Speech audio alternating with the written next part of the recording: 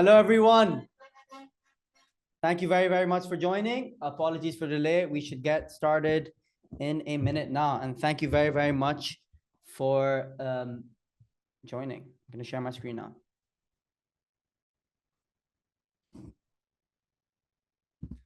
$266 people have joined, and people are still in the waiting room. Mohammed, we forgot to admit them. So they're all in now. Welcome, welcome, everyone. Thank you for taking the time out of your Sunday to join and invest in your future. Your time is really valuable, so I'm going to jump straight in. So today, I'm going to be covering a masterclass on how to land interviews for UK jobs. And before we start, we will be giving away winning resources for UK Job Hunt for those that stay till the end, completely free. So make sure you stay till the end. Just before we start, a bit about my story. It took me 3 years to land my first job in the UK. 2016, I moved here. 2019, I started my first job at KPMG. So I've been through those daily rejections that you're going through every day now. I went through these 8.5 years ago. So I know how you feel. It is really painful. It's really stressful. You constantly are feeling like you wasted your money and your time in the UK, but that's normal. If you put the work in, you will get the results you're looking for. Okay, I'm letting people in as well as I'm speaking. Very, very busy today. Okay, in terms of my journey after KPMG, I left KPMG and I joined I see some marks here. I joined a fintech startup called Raindrop in 2021. And I worked really closely with the CEO, as you can see here, worked physically sitting right next to him in the picture. And then from there, I left Raindrop in 2022 to then pursue my passion of helping people get jobs, pursue entrepreneurship. And I found the one thing I was really passionate about is helping my friends and other international students get jobs. That's why since the past 2 years, I've been full-time helping basically you guys get jobs. And in 2024, this is a picture from 2023, by the way. 2023 and 24, I hosted free events where I gave away all of my winning jobs and strategies, and tens of people got jobs through it as well. With that said, let's dive straight in now that you know who I am and I've got your attention. Today, I'm going to be covering a 4-step process on how you can land interviews. Step number 1, you need to target the right jobs in your sweet spot. Step number 2, you need to optimize your CV in LinkedIn. Step number 3, you need to apply the right way, and I'll get into that as well, what I mean by the right way. And then lastly, follow up consistently. These steps you've probably heard of. And the beauty is not in knowing the steps. The beauty is in implementing the steps. So I will be teaching you the implementation of the steps. So drop a 1 in the chat if you are ready, and I'll dive straight in. Amazing. 323 people. A lot of people in the wait room. I'm letting people in as we speak. Cool. Amazing. So let's start with targeting the right jobs in your sweet spot. So I get this question a lot, but in a nutshell, the right job for you is known as your sweet spot. That's it. So what's your sweet spot? Your sweet spot is based on your experience. Note that it's not based on your education. It's not based on your interests. It's based on your experience. So it's based on facts. I see some marks. I'm going to stop sharing and maybe I'll try once again. This might be a bit better. There you go. I'm going to go short screen there. Amazing. So in terms of finding your sweet spot is based on 2 things. It's based on the roles you've worked in and the industries you've worked in. So let's say you worked in sales, and then another kind of role, you worked in the health and fitness industry. So your goal is to match the roles you worked in with the industries you worked in and target those jobs. Let's say one job you worked in was marketing in the tech industry. Another job was sales in the PR industry. So you can literally go for marketing jobs in PR, or you can go for sales in tech, but you have to pick a role and an industry you have experience in. That is the key. And all of my students who have gotten jobs, or the majority of them, they have gotten jobs in roles and industries you have experience in. That is basically it. So if you were to take one thing away from this masterclass, you would understand that you should be targeting jobs and industries that you've worked in. That's it. So you're probably now wondering, I'm getting a lot of requests to record their computer. You guys can record, there you go. So you're probably now wondering what counts as experience. And experience is, in a nutshell, everything besides your degree. And sadly, most of us think that our degree is going to help us get a job. The truth is it's not. Like the experience you brought with yourself to the UK is more relevant than your degree. So if you look at this screen here, as you can see, your degree is an experience, an online course is an experience. Those two are not experience. What counts the most in terms of your odds of getting a job is you having UK experience. And this is what most of you guys get wrong, is the fact that you guys don't include part-time jobs. So if you know here, your UK experience, your part-time jobs counts as experience. So as I said, your part-time jobs are not irrelevant. The skills you acquire in your part-time jobs, they're still relevant, and they count as experience, right? So that's the first thing. The second thing is your experience in your home country. So as you can note, your part-time job in the UK is more relevant than the experience in your home country. That is how much UK employers value experience in the UK. That doesn't mean if you worked in a bank in India, that is more relevant than your job at Domino's. No. What it means is that if a UK employer is looking at your CV, they will not discount your job at Domino's or a warehouse just because it's a part-time job. They will still count it, right? But if we were to rank like a really relevant experience back home, let's say banking experience back home versus a part-time job in the UK, it's not going to be like your relevant experience back home is going to be higher. They're going to be kind of roughly the same. Even though your Domino's experience is irrelevant, it's still UK experience. UK employers really, really value experience in the UK, right? A close second is relevant experience in your home country. Irrelevant experience in your home country is probably not relevant at all. And this is what most of you guys are getting wrong. And that is basically thinking that you did an internship in a random industry in India, and that will count towards your applications here. They don't count. If you're counting on your experience back home, make sure it's relevant. Next, you've got projects at university, right? So what you need to understand is you need to not confuse projects at university with modules. So when I say projects at university, these are projects that you normally did as part of working with a company, or basically a project that was built by the university in collaboration with the company as well. If you're graded on it, if it's part of like a classroom setting, and it's kind of done by a professor, then it's doesn't really count as experience. A project at university is like, for example, a lot of you guys come for here for an MBA, or Lancaster or Westminster, an MBA at Warwick or Bath or King's, and MBAs at those universities, you have projects with real companies. So if you have a project with Unilever or P&G, or if you have a project with, I know, Airbus does quite a lot. Those projects where you're actually working with employees of the company, that really counts as experience, and you can really leverage that in your interviews. But like a module on like how Airbus markets in Europe, that doesn't count, right? So just be clear on your module, that will not count as experience. A project will, where you work with an actual company. If that makes sense, drop a 1. I'm spending some time on this slide because most of you guys are actually getting this wrong, sadly. Cool. Next, we have extracurriculars, right?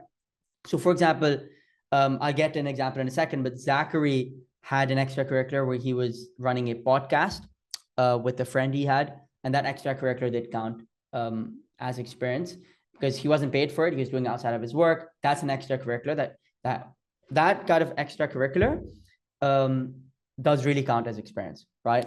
In your spare time. So if it's outside of university, outside of yeah, can you move a bit there? Sorry. It's outside of university, it's outside of your work experience, that still counts. As long as you are doing it and you're doing it in the UK. If it's an extracurricular you did back home, the odds of it actually counting are very low. So yeah, as I said, online courses and certifications don't count. Your degree doesn't count. Cool. So example here, Zachary, before he found a sweet spot, he made over 300 applications. And he only landed 4 interviews and he got 0 job offers because he was applying for marketing, operations, publishing. He was applying for any role. Basically, he was applying for anything under the sun because he was really desperate, and we've all been desperate, right? So I get that. Then he worked with me February 2024. We found a sweet spot to be sales and health and fitness. So he worked in sales in multiple sales roles, and he had industry experience in health and fitness. He worked in the health fitness industry, and also he had a podcast in the health and fitness industry. So he basically, if you go back here, he ticked the UK experience, and he also had an extracurricular, and he also had projects at university where he was running these triathlon challenges as well. So he ticked basically 3 of these in terms of like what counts as experience. And then boom, he made 6 applications for sales and health and fitness roles. He got 5 interviews and he got a job offer. And his job right now is sales and marketing at a health and fitness company. So this is one of many, many examples of students of mine who got jobs in the UK. They all got jobs in roles and industries that had experience, and that's it. That is it. If you focus on that, you'll start getting more interviews. When you start getting more interviews, you get better interviewing. When you get better interviewing, you will probably land a job. Cool. So now that's clear. Now that you know which jobs to target, let's talk about how to optimize your CV and your LinkedIn. Cool. If you're ready, drop a yes in the chat, because I know this is what most of you guys are here for, learning how to optimize your CV and LinkedIn. You guys love this stuff. So I'm going to go in some fair depth here. Cool.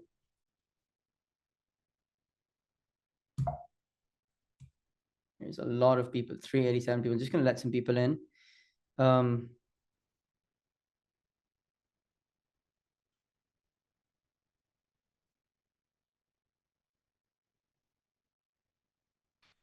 Cool. Amazing. So in the UK, there's 2 types of CVs. There's your old school CV, which is your CV that you have back home, or your resume, as you call it. Stop calling it resume. I say this a lot of the times. You should be calling it CV in the UK. In America, they call it resume. In the UK, we call it CV. So there's your CV, your old school CV, and then there's your LinkedIn. What most of you guys do is you're focused on your CV and you're not optimizing.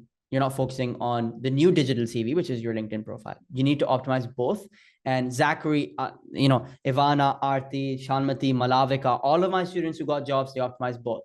So you don't want to make that mistake where you just optimize your CV, because hiring managers, and I was a hiring manager and I've run a recruitment company, I would always open up students' LinkedIn and look at their LinkedIn. And if their LinkedIn wasn't optimized, it wasn't impressive, I wouldn't invite them for an interview. So make sure you optimize both, and I'll get into both in a second, but you need to understand both are equally important. I would never ever say CV is more important than LinkedIn. I would never say the opposite as well. Both are equally important. Some very young recruiters actually prefer LinkedIn over CV as well. So if you're dealing with like a company with a lot of young people, they're just going to look at your LinkedIn. So make sure your LinkedIn is optimized. So let's talk about Ishta's old CV and Ishta's ATS friendly CV. There's a lot of things. I'm going to go through them with a lot of speed, but long story short, she went from a 2-page CV to a 1-page CV. She scrapped the complex language such as spearheaded, orchestrated, and all those kind of long, tacky words. And then she replaced them with simple language like led, built, managed. She didn't have many numbers on her CV. We added numbers to her CV. We quantified impact. She had grammar mistakes, so double spaces, commas in the wrong spaces, extra full stops. She had used American spelling. We fixed all of that, had perfect grammar. She also had weak action verbs such as assisted, collaborated. You never, ever want to use weak action verbs like assisted or collaborated or participated or worked with. You want to use strong action verbs that show you drove the change, like led, built, managed, optimized, independently. So like strong words like that, implemented, that show you were actually at the forefront of the change instead of just sat there in the background or just were in a support role. Cool. Next, I've seen this a lot on CVs, and that is really, really long summaries. The honest truth is, if you have a 5 to 6 line summary, 7 line, 8 line summary, I've seen those a lot on CVs, they're not going to be read. And if there's one line in there that shows that you have the relevant experience with SQL in, let's say, LLMs or whatever, right? The relevant experience that the employer is looking for, if it's a 6-line summary, it's going to be missed. That's why your summary needs to be 2 to 3 lines. I'd say ideally 2.5 lines, so that they read it and they pick out the relevant information and they're like, okay, cool, let's interview this person. So Yeah, really important. Your summary is really short. So let's get into it really quickly. Ishta's CV right here. This is the exact CV she used. She got the job and now she's getting sponsored. I think they got the license and she's getting sponsored, right? And basically, she's already sponsored actually, because I think her visa was expiring. But basically, if you look at her CV right now, it's a one-page CV. It has a really short summary. She has all the basically relevant stuff in the summary: target role, her visa status. She also has her education listed with modules and grades. Her work experience includes strong action verbs, numbers. She has keywords and numbers in bold, extracurriculars quantified, and then she has her languages and skills, relevant skills listed. So let me just zoom in here and just walk through one by one what we've got here. We zoom in. So one thing I want to focus on here is she didn't put her full surname. I say this a lot, and you've seen this in Instagram Reels, or you've seen this on my calls. She doesn't have her full surname. And the reason is, look, if you're sending your CV out to a British company, it's going to be a British recruiter. If they see really long surname, or like an Indian surname, or like a foreign surname, they're going to see that and they're going to think this person needs a visa. So you should be smart and only have your first name on there. And this is not about like not being proud about your heritage. No, it's just being smart. Like, people got my name wrong for years. Farhoon, I've heard of all sorts of stuff, Froon, Fahoon, and people would mess up my name. So like for a few years, until I got my job at KPMG, I would just say, hey, my name is Fur. That doesn't mean, of course, I'm proud of my name. It's not that I wasn't proud of my name. I just wanted them to say my name easily. Otherwise, if a recruiter only has 2 minutes to look at your CV in LinkedIn, let's say not even 2 minutes, they probably have maximum, 30 seconds. They're spending 20 seconds trying to figure out what your name is. You're done. They should spend that time looking at what your relevant experience is and if you're fit enough for the interview. That's why I just say, just put your first name and the initial of your surname. So let's say your name is, I see Chandra Pembrose, just put Chandana B. That's it. And then dot for surname. Then she had her contact information here. If you look at her summary, she has the key things, the 3 key things. She has her degree. She has the roles she's worked in, sales, and she also then has the roles she's targeting. And then lastly, she also has the right to work in the UK. And you should include that if you're on the graduate visa. Really, really important. Cool. Education. This is what I see on a lot of CVs, and I see like 6, 7, 8, 10 modules, like 4 lines of modules. This is a myth. Recruiters don't care about your modules. They just care if you have a degree, and if you have a 2-1, if that's requirement, that's it. You don't need to list like 15 modules. Just list your best and most relevant modules. So since she was interested in management related roles and sales roles, like anything consultancy management related was relevant, and she included that on her CV, and then she got the job. She also included her dissertation. If you have got a dissertation that has a really long title, like 4-line title, which most of your dissertations are, you can summarize it to like 1 line. So let's say it's called The Impact of Luxury Goods on UAE in Fast Scaling Markets for like, I don't know, for millennials or Gen Z. That's a really long title. Just summarize it to luxury goods for Gen Z in UAE. That's it. A few words, and you won't get penalized for changing a name. It's just summarizing it. Cool. That's a big hack I've seen, because at the end of the day, you're trying to get everything on one page. So you have to be succinct. You have to be like short and sweet with everything, whether it be education, your work experience, anything. Cool. So next we've got work experience. If you look at it, oops, sorry, let's go back here. If you notice, my friends, oh my God, sorry. If you notice, she only has strong action verbs: made, managed, but made is okay, but she has managed, achieved, built, maintained, surpassed, designed, built, coached, managed, led. These are all strong action verbs. She doesn't have assisted, participated, all of those weak verbs. So that's key. She also has numbers. So instead of just saying managed viewings, she says 50 plus viewings. She doesn't say, booking, she says 90% of bookings. She doesn't say feedback, she says 10,000 plus feedback. So whenever you include an input or an output, input is what you did, output is what you achieved. You need to have numbers for both. More importantly, you need to have numbers for the output. So you increase viewings, but by how much? By 30%. Surpass sales, yeah, but how much? By 150%. Analyze feedback, yeah, but like how much feedback? 10,000 plus feedback. So be very specific and include very specific numbers on your CV. That is how you stand out. You don't just want to be the person that coached a team. No, coach a team of 5 plus. You don't want to be a person that says increase sales. You want to say increase sales by 500%. You don't want to say analyze data. You want to say analyze 10,000 plus data points.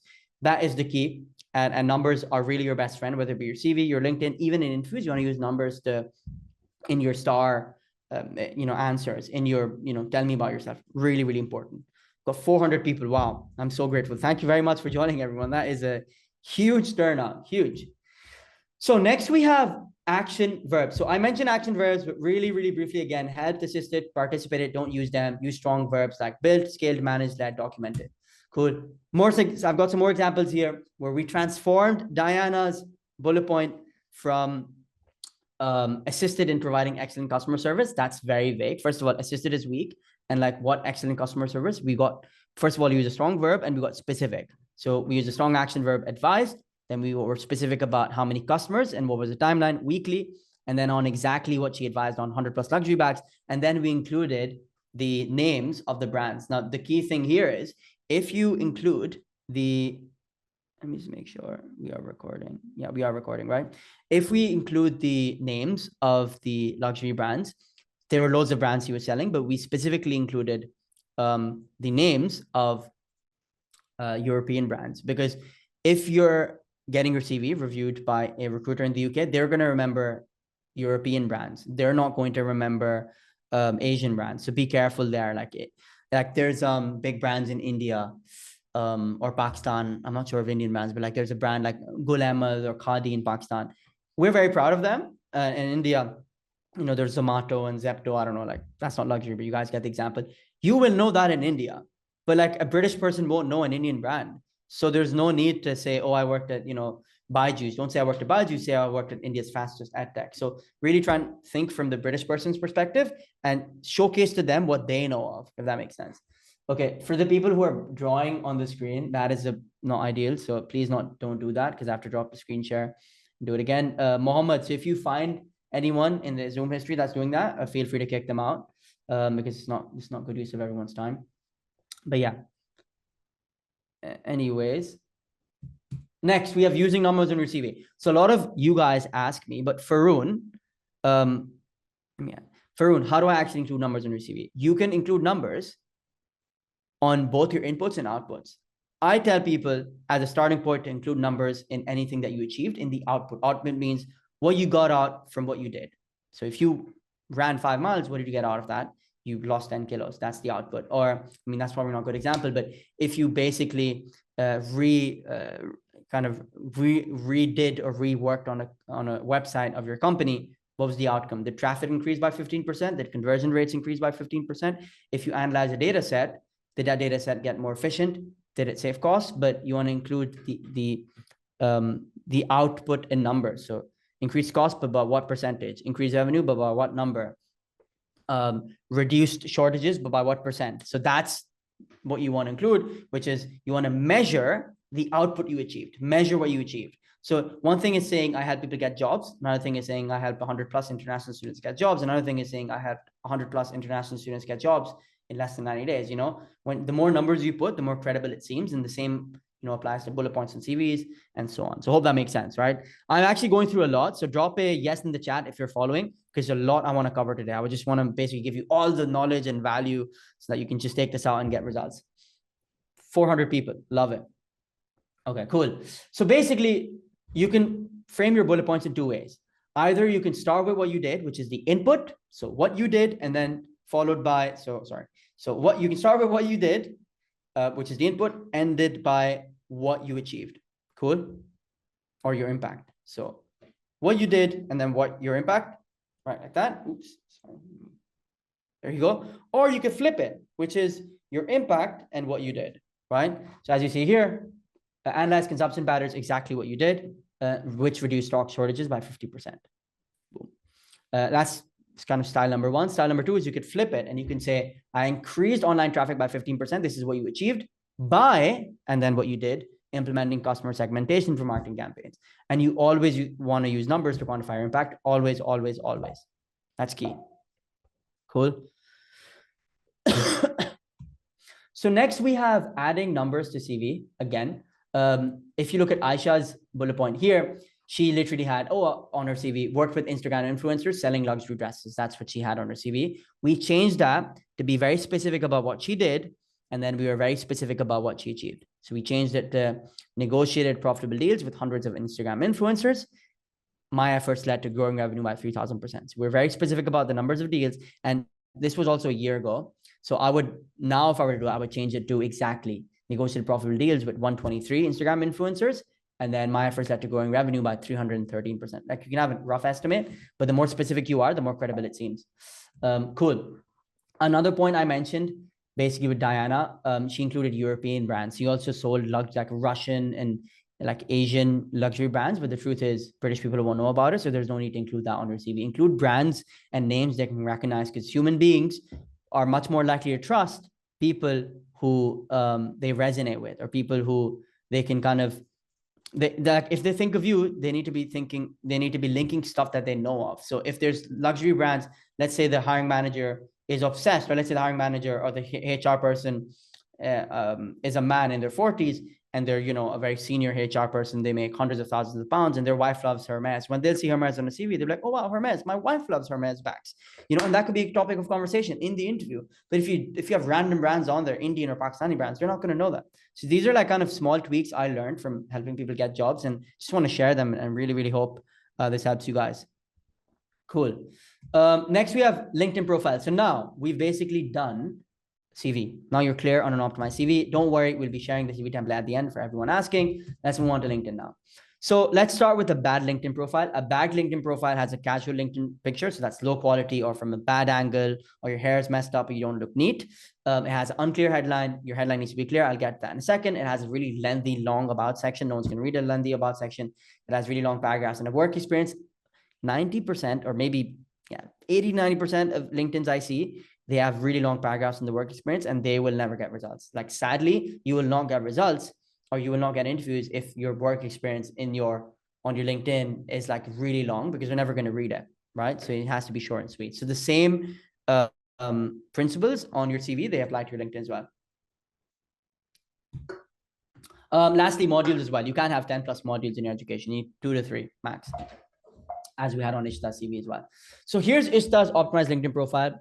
If you look at it, firstly, her picture, we took this picture in Canary Wharf in the office, and her face in the middle, as you can see. Let me click on that, maybe zoom in. Her face in the middle, she's smiling, and overall it's an office setting. So like a HR person needs to click on the profile and then imagine, oh, can I imagine working with this person or seeing this person in an office? Looking at this picture, like a HR person can already like imagine Ishta in an office. It's a very professional picture, right?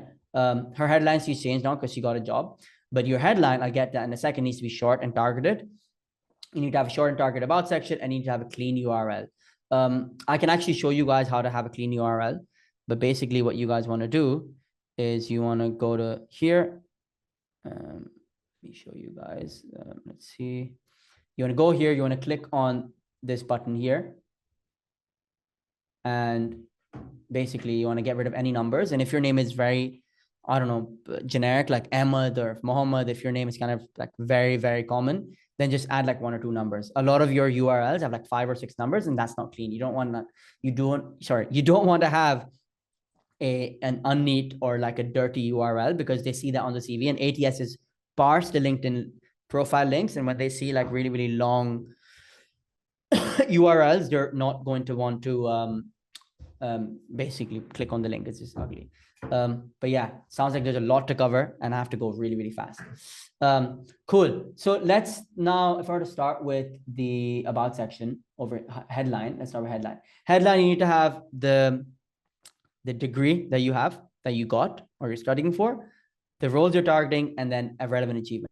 This could be ex-KPMG, ex-Capgemini. Rima here, she had this LinkedIn, she got a 36K job. And basically she just had the degree, the job she's targeting, and then 1 relevant achievement. So let's say you haven't worked at a big company, you can have 3 ex-marketing internships completed, or ex-marketing intern, or ex-data analyst intern, but something that shows you've achieved something in your career. Cool. Anyways, now that's the headline. That's done. Professional profile picture is done.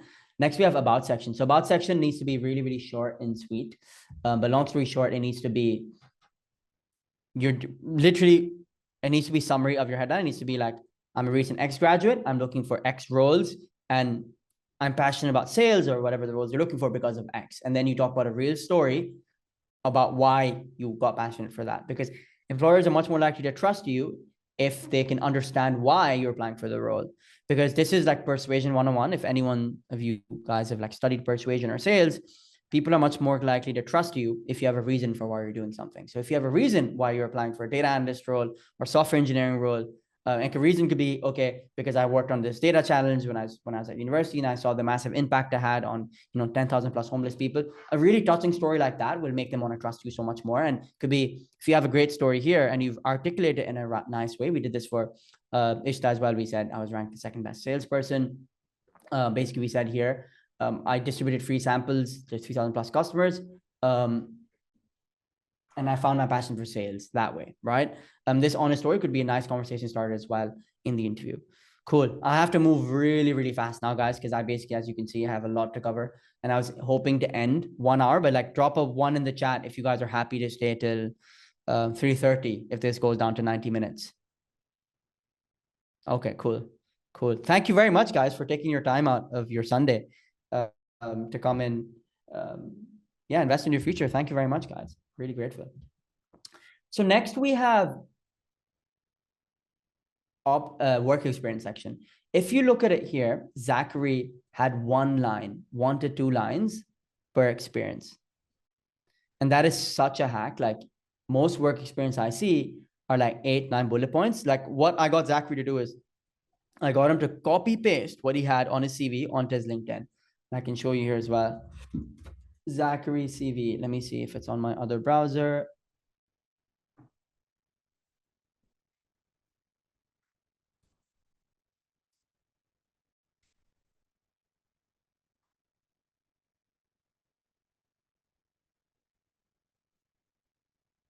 So if you look at it here, consistently exceeded. This is the exact same thing he had on his LinkedIn. See? It's the exact same thing. That is the exact same thing that he had. So that's what you want to do. You want to optimize your CV and then get those the best 1 to 2 bullet points and slap them on your LinkedIn. If that makes sense, drop a yes in the chat. That's the secret. That's how you optimize your LinkedIn. That's it. I've summarized it for you. And you just got to like implement now. Okay, cool. So next we have optimized LinkedIn profile education section. So basically over here, we have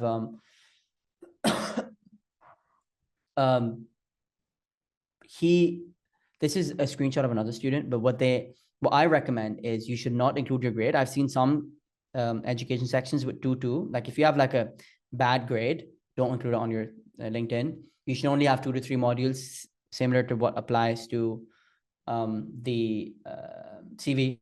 1 to 2 modules, 2 to 3 modules, high scoring as well. And then also you have 1 line for extracurriculars. So on mine, I had like head of football team captain. I also had senior student ambassador for my university. I can even show you guys if you guys are interested. But yeah, if you look at my LinkedIn here, I included, senior student ambassador, just 1 line of 1 extracurricular that you did. And you just want to show at every line of your LinkedIn, you want to show, I'm impressive I did this, I'm impressive I did this throughout your LinkedIn. And that's like these small data points then impress them enough to then for them to want to interview you. That's like why you're doing this. That makes sense. Cool. Let's now move on to applying the right way. I think we're solid for time. I think we'll probably end by 3 p.m. or so. So we're looking good. Thank you for flagging that to me, Ahmed. Okay, so we've got 4 people in the weight room. Amazing. Let me. Okay. A lot of people, geez. Okay, cool. So applying the right way.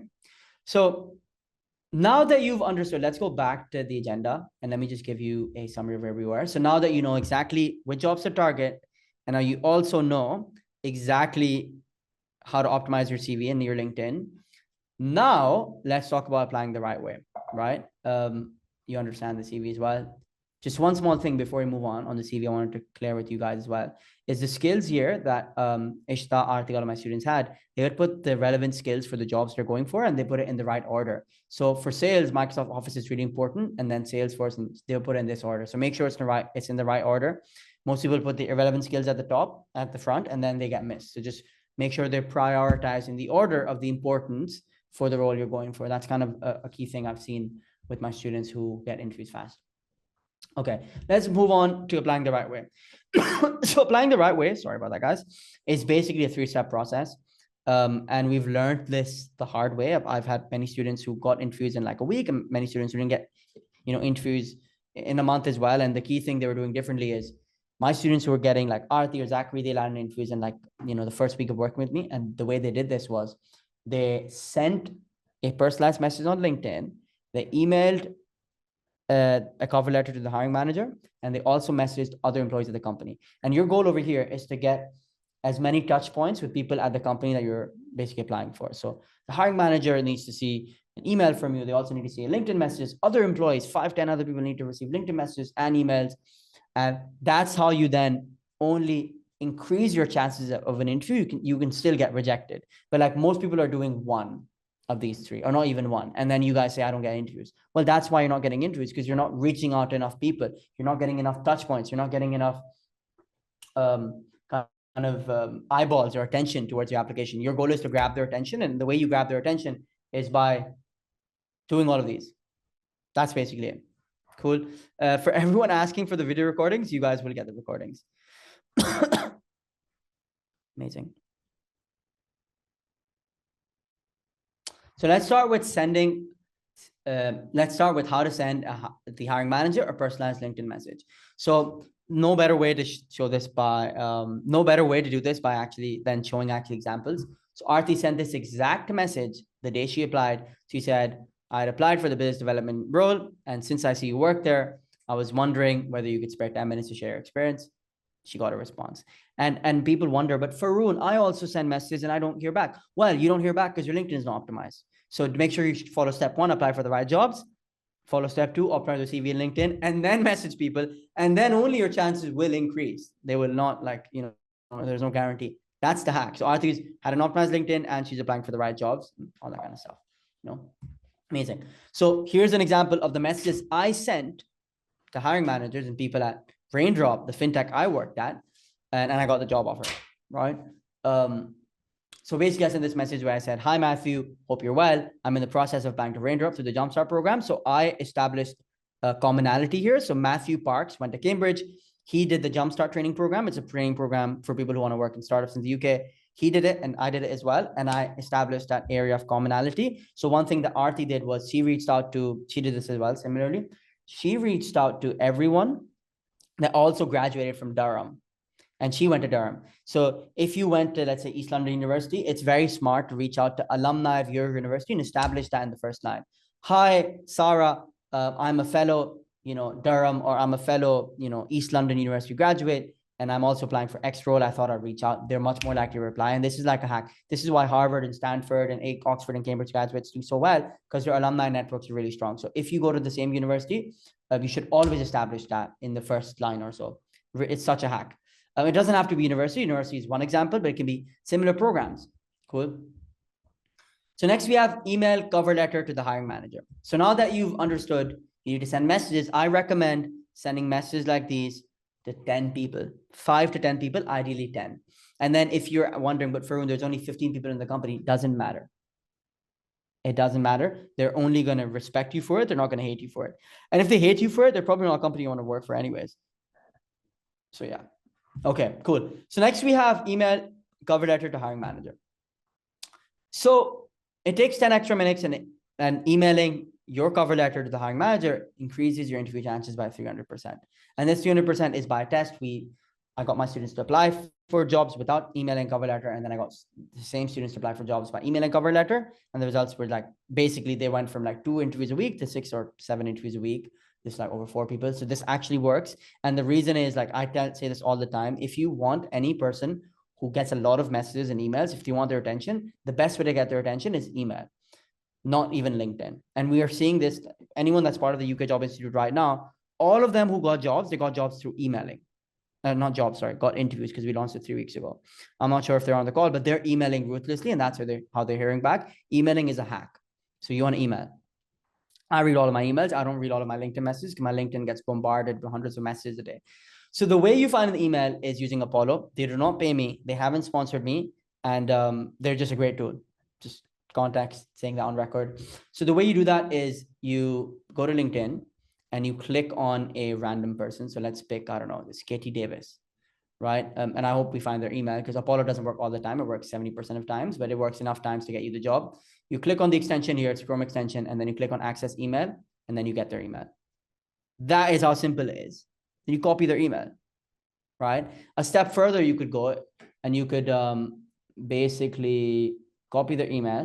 You can do email verifier, free email validator. You can find a free email validator and paste their email and validate if their email is actually real or if it actually works. And usually, like, a tool will tell you, it's loading probably now, is valid. Boom. Then you can email them. Cool. That's kind of what I do when I'm cold emailing someone. Cool. So that's what you do. You go download Apollo, search the company on LinkedIn, search for the hiring manager, pick the person that appears active on LinkedIn, and use Apollo to fetch your email. That's it. This is like I have a whole video on this. So if you want a video on this, message me on LinkedIn. I'll send it to you. But yeah. Anyways, so now that you understand, it's important to email hiring managers and kind of people at the company you want to work for. Let's talk about what you want to include in that email. You want to include the cover letter. And what I mean by cover letter is, let me let people in. You want to send a UK compliant cover letter. So let me just walk you through the difference between a bad cover letter and a UK compliant cover letter. A good cover letter addresses the hiring manager by their name, right? A bad cover letter doesn't address them by their name. A bad cover letter is 300 words. A good cover letter is short, 200, 250 words. A bad cover letter doesn't have numbers. A good cover letter has numbers. A bad cover letter has grammar mistakes. A good cover letter has perfect grammar. A bad cover letter is not tailored to a job description. A good cover letter is tailored to a job description, includes the right keywords. A bad cover letter is as a PDF. And the new hack to sending a cover letter is sending it as part of the email body. So it's not, doesn't seem like a cover letter. It should seem like an email, but it's actually a cover letter. That's the hack. Because the more taps, the more clicks you are away from them, like the more clicks they need to access a cover letter, the less likely their chances of them reading it. So that's why whenever I get my students to send a cover letter, it's just within the email. You don't, like, if they have to click on your email, then they got to click on PDF, then they got to download it, open it, you've lost their attention. That's why you just put it in the email. Like, we live in an attention economy, and your goal is to get their attention as quick as you can. And you do that by including the cover letter in the email. I went on a rant there, but please get that. Stop sending your cover letters as part of the PDF. You're not going to hear back. Okay. Amazing. So we have an example here of the exact word for word cover letter Ishta wrote, and she got the job and she's sponsored in that job. Okay. And this format, not just Ishta, over 100 students have used. And please don't message me and say, Farun, will this work for this? It works for any job you're applying for. If it's entry level, entry or junior level, like 30 to 50K kind of mark, it does work. It works like wonders. Cool. And basically, in a nutshell, it's introduction, 3 points, 3 to 5 points on why you're relevant for the job. And then you, at the end, say, attach your CV as PDF format, and then you give them a call to action, which is book a call here. I look forward to speaking to you. That's pretty much it. So if you look at Aarti's, sorry, not Aarti, Ishita's, I confused them. If you look at Ishita's cover letter over here, basically what she has is she included, I'm a recent business management graduate looking for sales roles. This over here, you need to include the exact title you're applying for.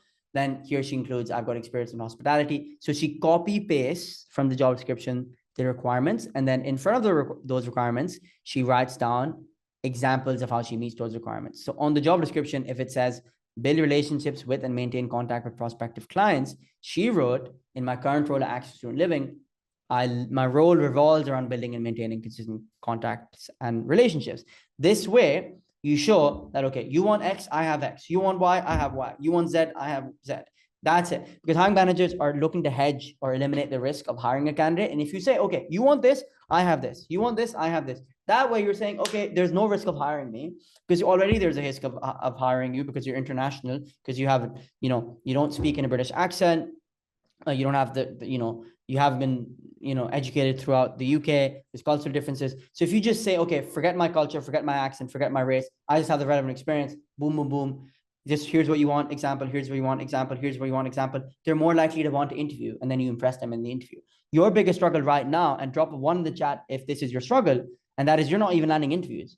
So how the hell are you going to get a job if you're not landing interviews? The way you get interviews is by showing you've got the relevant experience, and you show that by examples. right? Hope this makes sense. I've done this so many times, and like, you just can't stress how important it is to show you've got the relevant experience on the cover letter with examples. And you can copy paste these, like get the words from like her CV. That's what we did. Cool. Amazing. Amazing. Okay, cool. So next we have message / email other employees of the company. So once you have emailed the cover letter to the hiring manager, you now want to don't just leave it there. You want to message or email, or ideally both, other employees at the company. And the way you do that is Aarti did it by literally messaging, hi Hamza, I hope you're well. I was wondering if you've got 10 minutes to share your experience. And then over here, as I said, I too am from Durham University. I hope you're well. I've applied for this role. And since you work there, I'd love to spare 10 minutes. Send this to 10 to 15 people.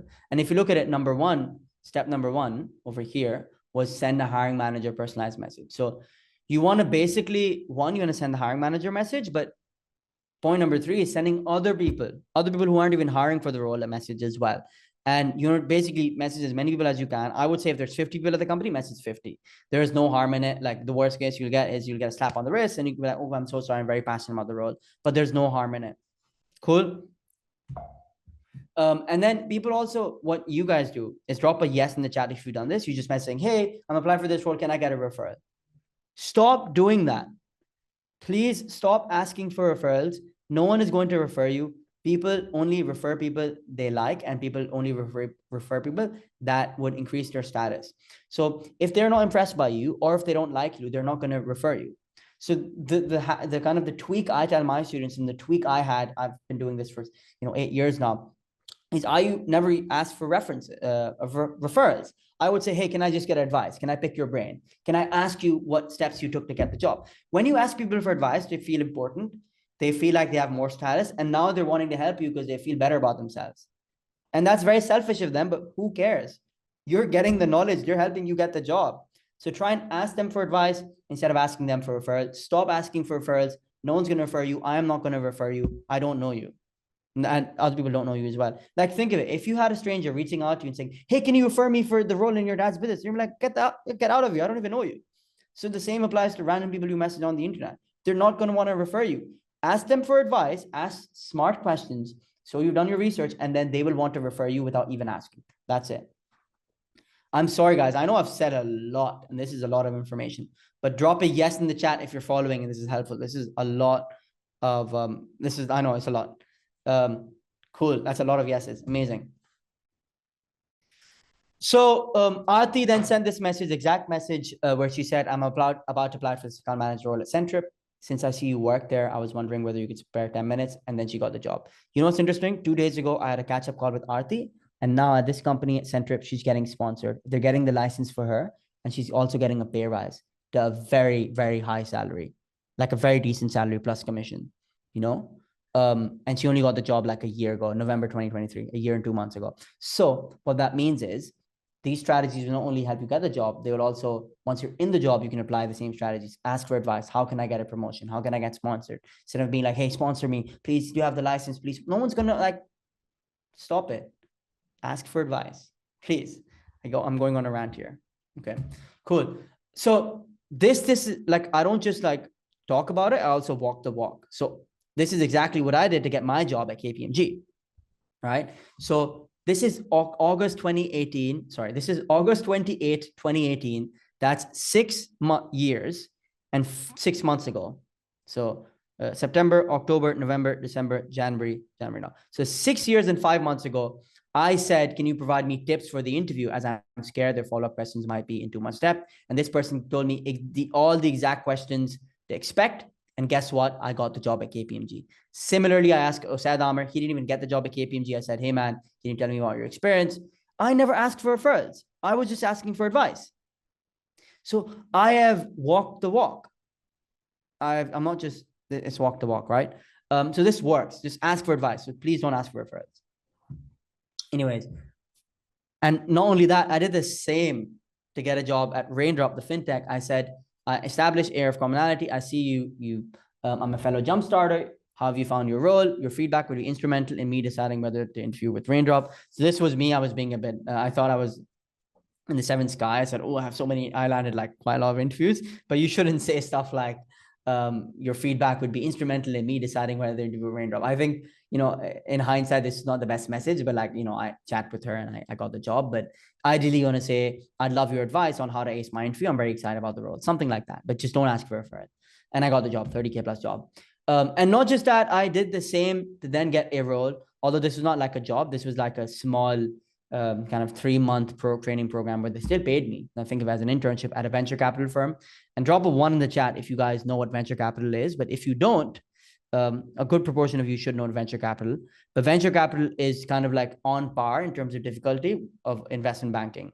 So there's like, in terms of like the difficulty of industries to crack, it's kind of like, it probably works like this. It works like investment banking, venture capital. Some would argue venture capital is harder. It's probably like, investment banking, venture capital, then there's probably law, then there's consulting, then there's accountancy, audit, that kind of stuff. And then there's other stuff.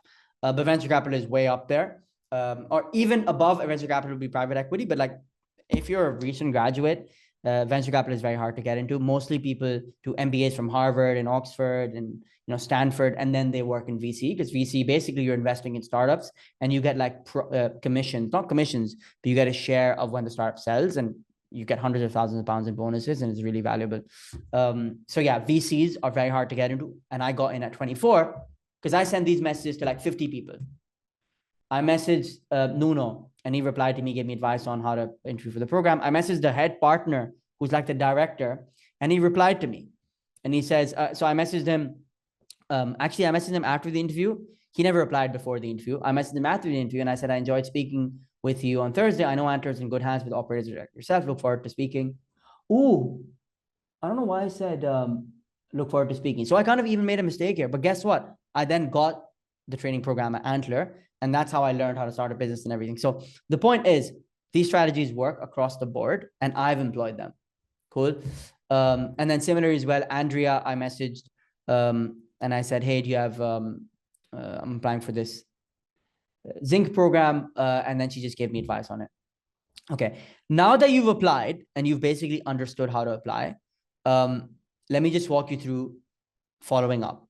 And drop a yes in the chat if you have this belief that following up is annoying them, because a lot of you guys feel, oh no, but it's actually, it's annoying them if I follow up. I've seen this so many times and it's so wrong. Yeah, like following up is not annoying them. And let's start with the importance of following up. So Piyush here and many of my students would land interviews after the second or third follow-up. So hiring managers actually thank students for following up. If you look here, literally this person said to Satya, he got a job they had worked with in 2023. And basically the hiring manager said, thanks again for your approaches. It means a lot to see you going through these efforts. This shows, this was for Piyush, sorry. This shows that following up is actually valued. It's not like they don't think it's like annoying, they value it. Cool. Zaki here as well. He followed up with Gregor. They booked an interview with him. Cool. Hiring manager's perspective. Hi, Zaki. Well done for following up with an email. All the hiring managers say, well done, well done. Thanks for sending that over. They're really grateful for it. So now that you understand that following up is really important, let me walk you through the strategy. Long story short, when it comes to following up, I recommend you follow up 5 times, once every 5 days, and day 25. So within 25 days, you kill an application if you don't hear back. Most people, you guys apply on day 0, you follow up once on day 3, day 4, or maybe day 5, day 7, and then you stop. And then you say, oh, Faroon, they don't want me. They don't care about me. That is so wrong. That is honestly so wrong. You can't give up so quickly. You need to be following up once every 5 days. And this is exactly what my students did. And all of them were getting interviews pretty much after at least the first or second follow-up. Like it's like that picture where you're digging gold and you're this close to getting the gold and you quit and you go back. And the other guy, he keeps digging, and he takes him 2 years, but then he gets all the gold. So the gold is a job here. Does that make sense? My examples are definitely not the best, but you guys get the example, right? Like you could be this close to getting the interview, but if you stop following up, you're not going to get the interview, right? You need to keep following up. So I'm going to walk you through some examples of follow-ups, but basically, as I said, you need to follow up once every 5 days, 5 times, and then kill an application. I'm glad that you guys are asking for examples, because I have examples here follow-ups. But day 0, you want to apply, you want to email the cover letter, and you want to send a LinkedIn connection request. All of these 3 things. So cover letter, I covered earlier, send LinkedIn connection request. This is what Aarti did. She sent this as part of the connection request. And basically she chat with people and then she got the job as center prep. So within the LinkedIn connection request, what you want to make sure is it needs to be 300 characters, get straight to the point, and demonstrate why you're reaching out. So I've applied for this job and I'm looking for tips. Don't just say, hey, it would be lovely to include you in my network. That's too vague. Don't do that. Day 5, you want to follow up with a Loom video. This is the exact Loom video Aisha sent for like, I think 20, 30 of her applications. And eventually she got the job. She sent this Loom video for basically every company. And she sent it on day 5. And Loom is a free extension. You don't have to record with your phone. You record on your laptop. Like right now, I don't have a camera or anything set up. I'm speaking with my laptop's webcam in front of me. And you could do the same, right? So let me do this, right? Let me actually play this. Hi. And I want you guys to see the video she recorded. Do you guys hear? Can you guys hear? Can you drop a yes in the chat if you heard that? Hi, Alexa. I thought I'd send you a super quick video to show you the human side of me. So to remind you, I've applied for the operations assistant role at HR Data Hub. I'm really driven by the company's mission to make the world of work a better place. As a part-time employee at the Liverpool FC, I firsthand witnessed the benefits of being in a workplace that is diverse and inclusive. Working for a startup is going to be a cherry on top for me. As a co-founder of a luxury clothing startup brand, I'm well aware of how intense and impactful it can be to be in a startup. I would love to chat more about the role, so I've left my Calendly link just down below in the email. Feel free to book anytime that works and hopefully speak soon. Thanks. That's pretty much it. It's like her whole video is 47 seconds and she says, this is the relevant experience I have. And I'd love to chat to you. Like, you just need to say, like, these are 2 relevant experiences I have. I firsthand experienced this, relate what they're looking for what the experience you have. And that is so powerful. And also address it to one person as well. So hi, Alexa, or whatever the hiring manager is. So keep it short, address the hiring manager, make sure you're passionate. Doesn't have to be perfect, and embed the video in the email. So if you look at the email here, it's a very short email, less than like 50 words. It says, hi, Alexa, quickly following up my email. Here's a short video. And Loom, if you just paste the link, it automatically within the email, it creates like this animated emoji where you're moving a bit, you know, it's so, so powerful. And the title of the email needs to be your name. These signs, which basically in recruitment world mean is applying for operations associate. So name is applying for role and then that company name. That's it. It's very, very simple. Yeah, basically you do this, you will start hearing back massively.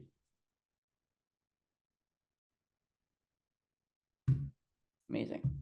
So next we have some more examples here. I'm not going to show them, but like Piyush sent this 40-second video. Satya sent this 34-second video.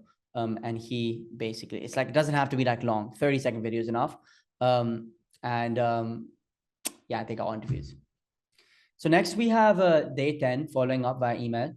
And basically over here, like every time you follow up, there's no like set method to follow up. Like day 10, you don't have to be sending this exact email, but the goal is to consistently follow up. It's not about the perfect email. It's about a great email, but consistently following up. So over here, basically what Satya did was he'd add some value. He would say, you know, I saw, showing that he's done his research, I saw that you're expanding to across Asia, and I thought I'd drop a note to let you know I spend a fair time in Asia. And then over here, he says, feel free to book a time in my calendar. That's basically it. And Calendly is free. You can book a free Calendly. Mohammed, you want to drop a link to Calendly, or Ahmed, if you're on the call? I think Mohammed's on the call. Mohammed, if you could add a link to calendly.com, it's free. You can set up like a whole calendar like this with your picture. And it's very, very simple. And then you can hyperlink it to the email. Such a hack. Aisha would do this. Thank you, Mohammed. Aisha would do this. And Aisha basically landed at people, like recruiters would book calls through those links. It's such a hack. Day 15, very simple, short and sweet. You want to give them some FOMO. So what I say FOMO is basically human beings. They hate having the fear of missing out. So what Satya did here was he would say, yeah, I'll probably try and wrap it up in the next, how much have we got? Yeah, I think we're done in the next 5 minutes or so. Basically, sorry guys, we're overrunning a bit. Is it okay if we overrun? We have to give resources as well. So we'll probably be on for the next 15, 20 minutes. Thank you very much, guys. So yeah, very clearly, he kept it short. He says, I'm interviewing for another role. So if you're not interviewing for another role, just say, as I'm applying for other roles, I wanted to check if you have an update on my application. Your company is my preferred choice. But kindly let me know if you have any questions or if there's anything else I can provide. Don't be negative. A lot of people follow up like, hi, any update? Like, don't ever do that. I've seen that. Ahmed, you've probably seen that as well. If you are following up with disrespect, you've lost your chance. Still be grateful. Be like, thank you so much for the time you've put into my application. Just wanted to quickly follow up because I've got other applications, but you are my first choice. That is a lovely follow-up, and that's what recruiters want to reply to. Okay. Day 20, like as you see as well, if you notice, the emails here, they get shorter and shorter. See, this one, it becomes this. And then by day 20, you're getting shorter and shorter because you're showing that, look, I am not going to give you more energy if you don't reply to me, you know. Day 20, start with saying you're quickly following up, keep it very short in the same email chain. Day 25, following up by email, final follow-up. Lastly, day 25, before you kill the application, you want to say, since I don't want to carry on bothering you, so address the elephant in the room. I'm letting you know this is my final follow-up. And if also another hack is, if they're not replying to you in one email chain, start up a new email chain. This is how kind of with a different kind of subject, this is how kind of the odds of them tapping on it, opening it are a bit higher. But if they're opening up the email chain and you can see it, I can actually give you access to a free Chrome extension. It's called Mail Track, and you can track Chrome extensions. Where is it? This one. If they're opening your emails, so basically this, I'll send you guys the link in the chat, download it. But yeah, if they're not opening up your emails, sorry. Let me go back. Apologies for that. Yeah, if they're not opening up your emails, then just start a new chain. I'm sending the link in the chat. Not waiting room. Okay, have we got people in the waiting room? Let's see, 2 people. Okay, let me let them in.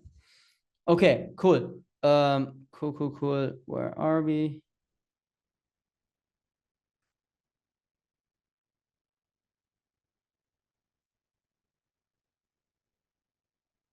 Okay. Sorry about that. Anyway, so that's basically it. Like you do that once every 5 days, and you will start hearing back, and you'll land interviews because of following up. Like that's basically it. Following up is where the interviews lie, and this is where you're close to the goal, but this is why you guys are not landing interviews. It's like the basic stuff, and like a lot of you guys will leave this and be like, oh my God, Farouk, this was stuff I knew. Yeah, but you're not doing it. But I'm telling you, you need to do it because it works. Cool. With that said, just last bits, I've seen so many follow-ups like this, didn't get any information. I sent an application just tracking to see progress. If you send an email like this to me, like you're out of the process. Like your email needs to be respectful, it needs to be well written out. Hi, Brian, I just want to follow up. Please let me know if you have any questions. Look forward to hearing from you soon. Best regards. Like they need to get good vibes from your email. If your emails are like, hi, like this, just tracking to see progress, that's terrible. You're not like, please don't write like that. And also, you can't expect to hear back from every follow-up. Like I showed you the messages I heard back from.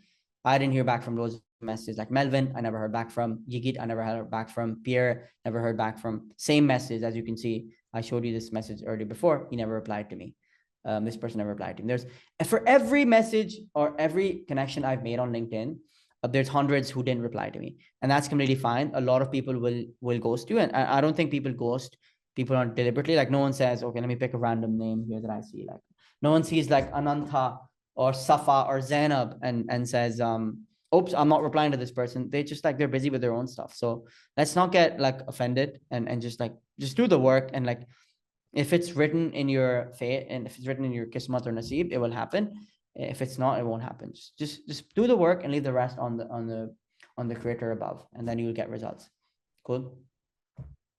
So I think that's pretty much it, right, Ahmed? We're done with everything. Done with everything. I think now we can just make sure we have the links working. We'll be giving away resources at the end, right? So how do you guys feel about that? Drop a yes in the chat if you're excited and you're like, wow, like I can actually do this to start landing interviews. That's a lot of yeses. Thank you very much. I mean, first of all, thank you so much for putting your trust in me and taking time out of your Sunday to come and listen to me. So I'm so grateful that like you guys follow me, listen to me. So super grateful. And yeah, anyone that joined late, we'll send the recording over. So we've been on this call for 1 hour. and I'm sure you learned a lot. Do you feel inspired? If the answer is yes, drop a yes in the chat. And let me take some questions. You mentioned not to add the cover letter separately as an attachment in the email to the hiring manager. How can we seamlessly add our cover letter to the same email? Don't add it as an attachment. It should be the body of the email. So let me actually show you someone asking about the cover letter. Basically, this is the whole email. Like this is the whole email, basically. This whole email is called the cover letter email. So it's part of the email body. Okay. Hope that makes sense. Next, we have, if I'm going to graduate this summer, should I? Oh my God, these are going really fast. If I'm going to graduate this summer, should I apply for graduate roles? Yeah, you should apply for graduate roles. For the personal messages, how do we ask for referral? You mentioned not to ask. Don't ask for referral, ask for advice. Be like, how can I ace the interview? That's how you're going to frame it. I have my experience in social media. This is Krita. I have my experience in social media and digital marketing. I will be graduating in September.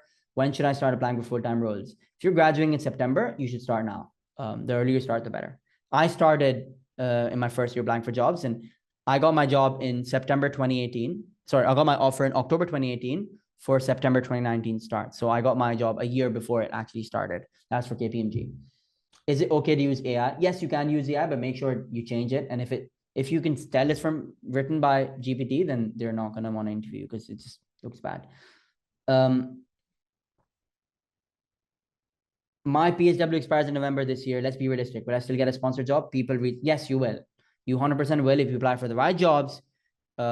You send messages on LinkedIn, you send emails, you follow up, you ace the interviews, you will get sponsored. Yes. You just got to work hard.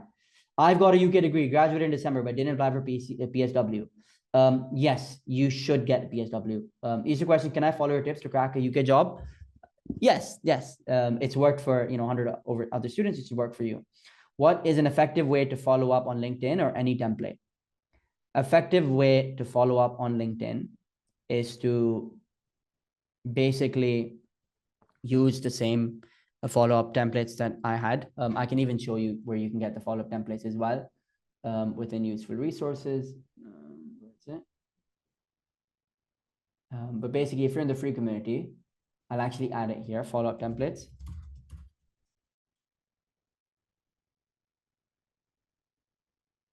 There you go. I'm adding it now as we speak. So here's follow-up templates. Add page and folder.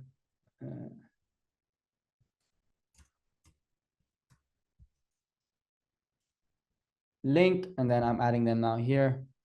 All of the follow-up templates that I showed you, they are in the free community now, and I'm giving you guys these for free. Boom. And yeah, you can access it by going to useful resources, clicking on link like that, and then boom, you guys should see all of the